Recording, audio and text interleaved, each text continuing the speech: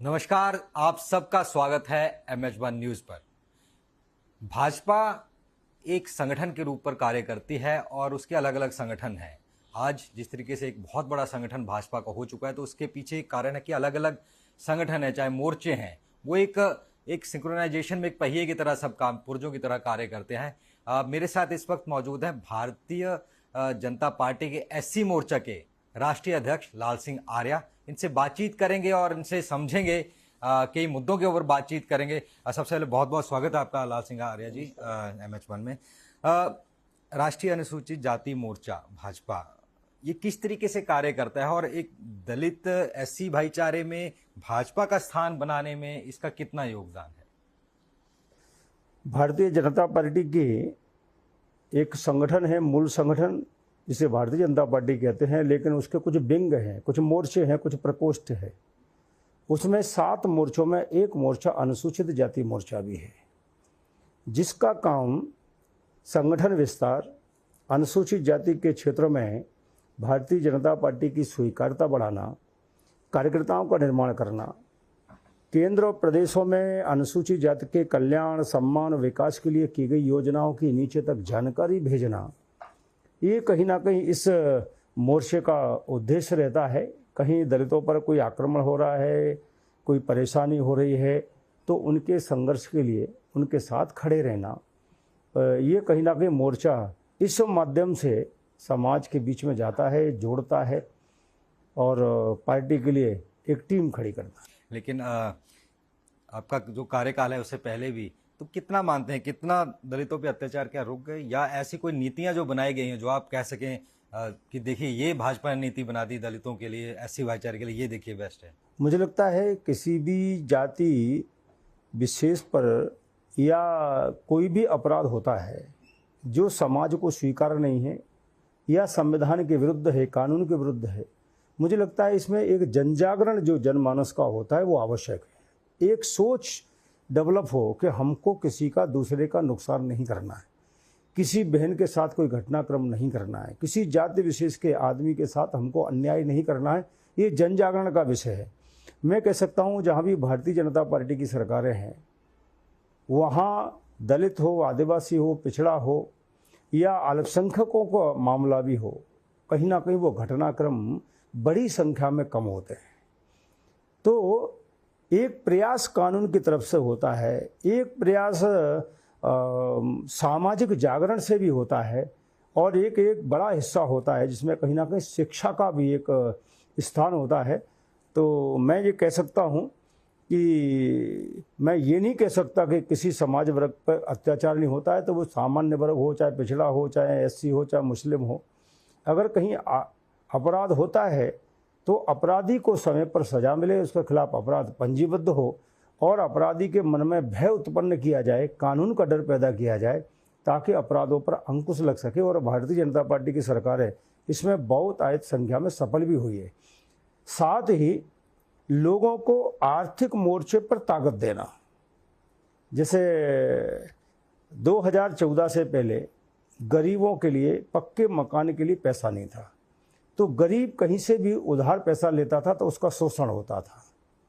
मोदी जी ने बंद कर दिया, लगभग अधिकांश लोगों को मकान पक्का मिल गया, 5.5 करोड़ से ज़्यादा लोगों को फ्री अनाज मिल रहा है, यानी पेट पालने के लिए उसके दूसरे के यहाँ बंधुआ मजदूर रहना पड़ता था। ये भी मोदी जी ने कहीं ना कहीं समाप्त किया है। इसके साथ ही 5 लाख तक का इलाज कराने के लिए लोगों को मकान या ज़मीन गिरवी रखना पड़ता था, सोने के जेवरत गिरवी रखना पड़ते थे। ये भी एक शोषण का माध्यम बनता था, अपराध का माध्यम बनता था। उसको भी कहीं ना कहीं लोगों को एक बड़ी सहायता जो दी है, विश्व की सबसे बड़ी हेल्थ सिक्योरिटी आदरणीय मोदी जी ने दी है। तो इस प्रकार की योजनाओं के माध्यम से भी लोगों का सशक्तिकरण करना, लोगों को पैरों पर खड़ा करना, आत्मनिर्भर बनाना, क्योंकि आत्मनिर्भर जब होता है तो मुझे लगता है वो भी शोषण रोकने का कारण बनता है। लेकिन इसके साथ कई खबरें हम रोज पढ़ते हैं, कभी कभी कि मंदिर में जाने से रोक लिया, किसी को बारात जा रही है दलितों को, उसको नहीं जाने दिया, कुएं से पानी नहीं निकालने दिया। ये कई सालों से पढ़ रहे हैं और अभी भी ऐसी चीजें सामने आ जाती हैं। मुझे लगता है ऐसा कानून की जरूरत है कि और सख्त कानून की? मुझे लगता है ऐसा कोई भी करता है वो बहुत गलत है, मानवता के खिलाफ है। प्रभु राम हुए हैं, उन्होंने तो केवट को भी गले लगाया है, उन्होंने तो निषाद राज को भी गले लगाया है, उन्होंने बानर भालुओं के साथ अन्याय के खिलाफ, अधर्म के खिलाफ युद्ध किया है। और उन्होंने तो जटायु राज को पिता के बराबर मानकर उनका अंतिम संस्कार किया, एक सामाजिक समरसता का बड़ा संदेश दिया है। और हमारी धार्मिक मान्यताएं कहीं भी जातिवाद को या अपराध को संरक्षण नहीं करती हैं। और इसलिए मेरा ऐसा मानना है कि किसी भी स्टेट में हो, किसी भी जाति के साथ हो, तत्काल त्वरित कार्रवाई हो। यानी कि ऐसे मैं उत्तर प्रदेश का उदाहरण देना चाहता हूँ। उत्तर प्रदेश में बहुतायत बड़ी संख्या में दंगे होते थे, गरीबों को सताने का काम होता था। लेकिन आज अपराधी किसी भी जाति का हो, किसी भी धर्म का हो, उसको कानून का भय व्याप्त हो गया है कि योगी जी की सरकार में अपराधी को दंड कर्रा मिलेगा, और इसलिए हमको इससे बचना चाहिए। तो मुझे लगता है कड़े प्रावधान पहले से हैं, लेकिन त्वरित कार्रवाई हो, कड़ी कार्रवाई हो, तो उससे कहीं ना कहीं अपराधियों में भय उत्पन्न होता है। चलो राजनीति की बात कर लेते हैं। राहुल गांधी कहते हैं कि जो रिजर्वेशन है, उनकी सरकार आई तो 50% से अब हम कर देंगे। तो समाज के कई लोग कह रहे हैं इससे तो सीधा SC का जो रिजर्वेशन है उस पर फर्क पड़ेगा, उनको कम हो जाएगा, उनको फायदा नहीं होगा। आपका इसके ऊपर क्या स्टैंड है? कांग्रेस पार्टी इंडी गठबंधन एक झूठ की फैक्ट्री है, और एक बड़ी मशीन उसमें झूठ की राहुल गांधी है। सुप्रीम कोर्ट कानून कहता है 50% से ज़्यादा आरक्षण नहीं हो सकता, लेकिन वो क्या कहते हैं 50% आरक्षण ज़्यादा करेंगे। वही बता रहा हूँ मैं। जब वो सत्ता में रहते हैं तब वो 50% से ज़्यादा आरक्षण नहीं करते, जब वो सत्ता में रहते तब जाति जनगणना की बात नहीं करते, ना कराते हैं। जब सत्ता में रहते हैं तो संविधान की आत्मा को कुचलने का काम करते, चाहे 370 धारा हो, चाहे फिर आपातकाल हो, जहां लोगों के मौलिक अधिकार छीन लिए जाते हैं। यानी कि सत्ता में रहते तब कुछ नहीं करते हैं, सत्ता से बाहर होते यानी कि दुकान उनकी बंद हो जाती है, बंद दुकान के शटर ऊपर उठाने के लिए झूठ बोलने पे चालू हो जाते हैं, और इसलिए वो 50% आरक्षण की बात करते हैं। कानून में एक तरफ वो बाबा साहब अम्बेडकर की संविधान की बात करते, कानून में धार्मिक आधार पर आरक्षण की कोई व्यवस्था नहीं है। उस संविधान को बनाने वाले लोगों में 289 लोग थे, किसी ने भी धार्मिक आधार पर आरक्षण की वकालत नहीं की। उसमें मुसलमान भी थे, उसमें हिंदू भी थे, उसमें दलित भी थे, आदिवासी, सभी लोग थे नेता। लेकिन इस प्रकार की बातें करके वो कहीं ना कहीं समाजों को लड़ाने का काम करते हैं। और इसलिए मुझे लगता है कि जब धार्मिक आधार पर आरक्षण लागू करते हैं, आप लागू करने की बात करते हैं, तो आप कहीं ना कहीं संविधान का मखौल उड़ाते हैं, संविधान की आत्मा पर चोट करते हैं। मुझे लगता है गरीबी हटाओ जैसा नारा उनका है 50% का आरक्षण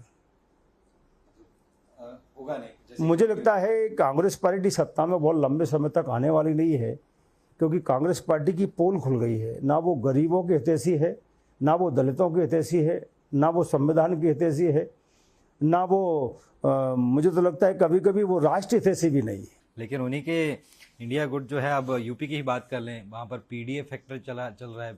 अल्पसंख्यक हो, दलित हो, पिछड़ा वर्ग हो, तो कहीं ना कहीं बीजेपी के लिए चुनौती साबित होता जा रहा है। मुझे लगता है ये PDF हो या बिहार में कोई एक और चलता है, ये सारे फेल हो चुके हैं प्रयोग। मुसलमान केवल उत्तर प्रदेश में नहीं रहता, यादव केवल उत्तर प्रदेश में नहीं रहता, आसाम में भी मुस्लिम रहता है, बंगाल में भी मुस्लिम रहता है, कर्नाटक में भी रहता है, मध्य प्रदेश में भी रहता है, दिल्ली में भी था। लेकिन मुझे लगता है धीरे धीरे अब मुसलमानों को भी समझने आने लगा है कि हमारी सुरक्षा की गारंटी है तो भारतीय जनता पार्टी, हमारे कल्याण की गारंटी है तो भारतीय जनता पार्टी, और हमारे सम्मान की गारंटी है तो भारतीय जनता पार्टी। आप देख लीजिए, जो भी गरीब कल्याणकारी योजना चल रही है उसमें सबसे बड़ा लाभ वो अल्पसंख्यकों को हो रहा है, और वो दलित आदिवासियों को हो रहा है 35%, यानी कि सभी समाज के लोगों को हो रहा है। ये सभी लोग समझ गए हैं कि कांग्रेस पार्टी में देश का भविष्य नहीं है या किसी समाज धर्म का भविष्य नहीं है। तो मुझे लगता है PDF हो, ये इनको कोई स्वीकार करने वाला नहीं है। ये सत्ता में आके डाकुओं को पालते हैं, गुंडों को संरक्षण देते हैं, गरीबों का शोषण करते हैं, और इसलिए ऐसी किसी भी पार्टी या किसी भी गठबंधन को हिंदुस्तान का मतदाता स्वीकार करने की स्थिति में नहीं है।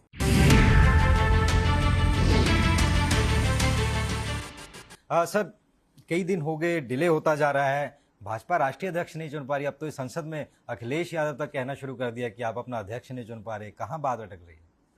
मुझे लगता है जिन पार्टियों के मुखिया खुद ही सर्वे सर्वा हों, एक आदमी को जहाँ निर्णय करना हो, चाहे वो कांग्रेस पार्टी हो, चाहे सपा हो, राजद हो, कम्युनिस्ट हो, उन्हें चुनने में कोई दिक्कत नहीं आती। हमारी एक सर्वसम्मति से सामूहिक निर्णय के साथ और एक संवैधानिक पद्धति के साथ कि बूथ, मंडल, जिला और प्रदेश यानी 50% प्रदेश के बाद और फिर राष्ट्रीय अध्यक्ष का निर्वाचन होता है। हमारे 14 स्टेटों में प्रदेश अध्यक्षों का चुनाव हो गया है, तो स्वाभाविक है अभी 18 पूरे होना है।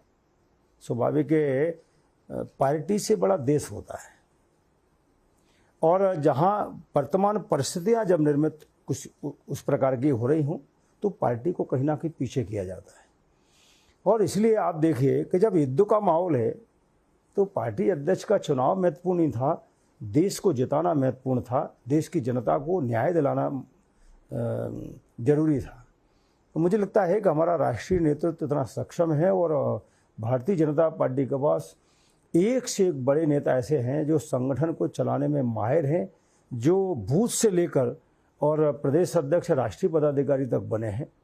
मुझे लगता है आने वाले समय में ये प्रक्रिया भी शीघ्र संपन्न होगी। लेकिन कई राज्यों में तो कहा जा रहा है कि जातिगत समीकरण बैठाने में कि अगर एक डिप्टी सीएम अगर या सीएम इस जाति का है तो प्रदेश अध्यक्ष दूसरी जाति का होना चाहिए, कहीं दलित होना चाहिए, ऐसे समीकरण नहीं बैठ रहे। नहीं, मुझे लगता है पार्टी, भारतीय जनता पार्टी जातिगत आधार पर काम नहीं करती है, लेकिन स्वाभाविक है कहीं ना कहीं सामाजिक नेतृत्व, सामाजिक समन्वय और भौगोलिक समन्वय, ये कहीं ना कहीं चाहे परिवार हो, चाहे समाज हो और चाहे पार्टी हो, जो करते हैं तो उसमें कहीं ना कहीं सफलता के संकेत दिखते हैं।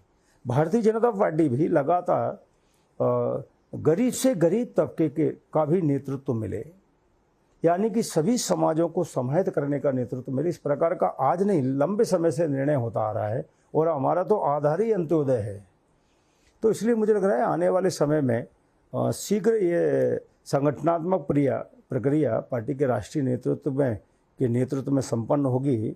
और आपने देखे होंगे पार्टी में जो भी निर्णय होता है वो सामूहिक होता है, समन्वय के साथ होता है और अच्छा निर्णय होता है। इसके साथ अगर बात करें पिछले कुछ सालों की बात करें तो बीजेपी का फोकस ओबीसी तबके पर ज़्यादा हमने देखा।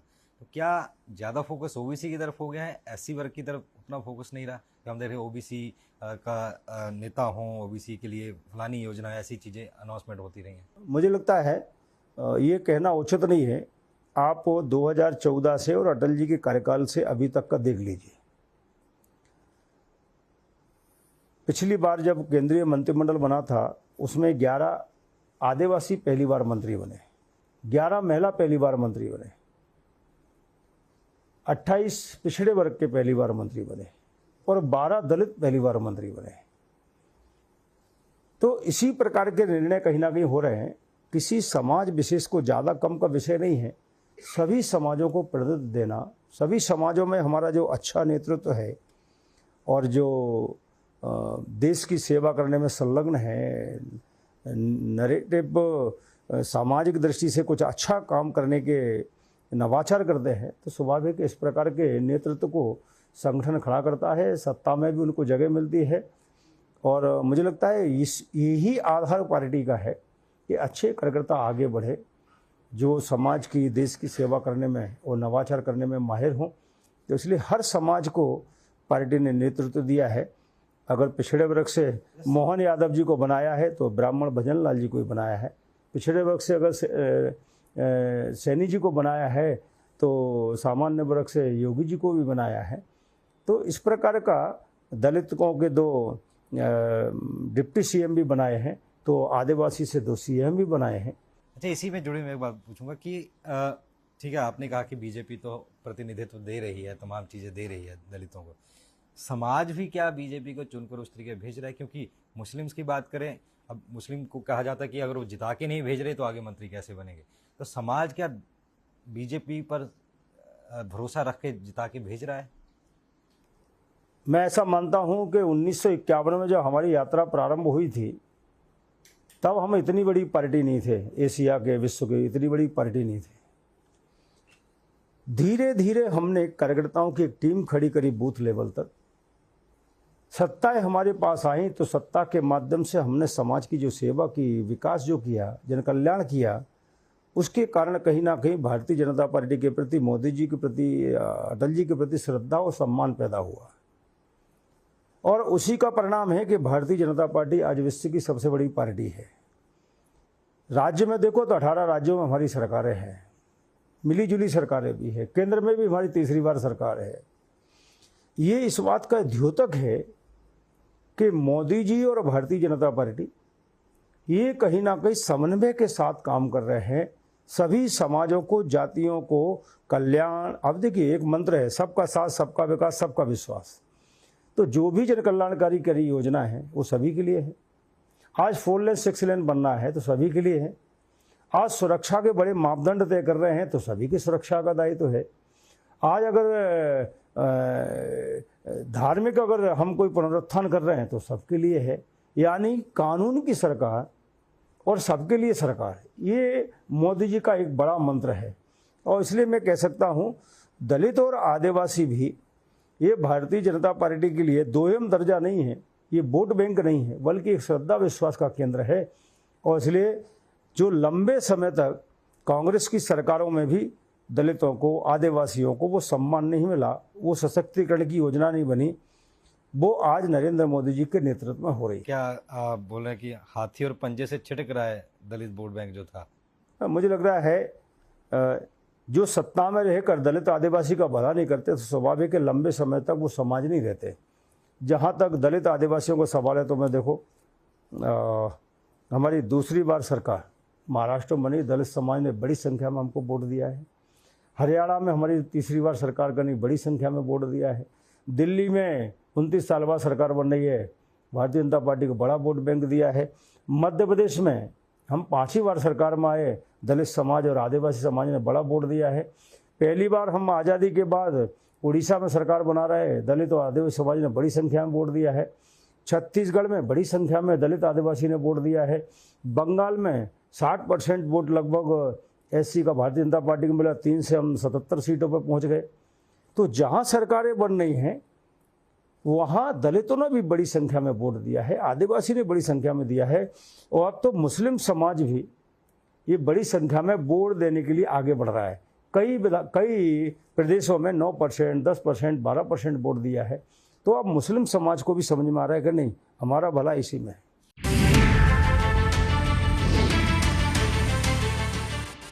जातिगत जनगणना शुरू हो रही है। विपक्ष ने काफ़ी शोर मचाया, करीब 1-1.5 साल राहुल गांधी ने कहा कि यहीं भी जातिगत जनगणना कराएंगे, तब बीजेपी मना करती थी। एकाएक फिर आदेश आ गया कि हम करवा रहे हैं जातिगत जनगणना। एक केस वालों इसी से जुड़ता, दूसरा कि इससे फिर एससी समाज इसको कैसे लेता है, क्योंकि पहले तो ये होता था कि इतने दलित हैं, इतने ओबीसी हैं, अब तो बिल्कुल जातिगत देखेंगे, तो उसका फायदा होगा, नुकसान होगा? मुझे लगता है जब देश सामने होता है तो फिर नुकसान नहीं होता, अच्छा ही होता है। देश में जातियां अलग अलग हैं, फिर भी एक है कि नहीं देश के लिए। जातिगत जनगणना के लिए भारतीय जनता पार्टी ने कभी भी मना नहीं किया। एक कोई स्टेटमेंट किसी नेता को बताइए।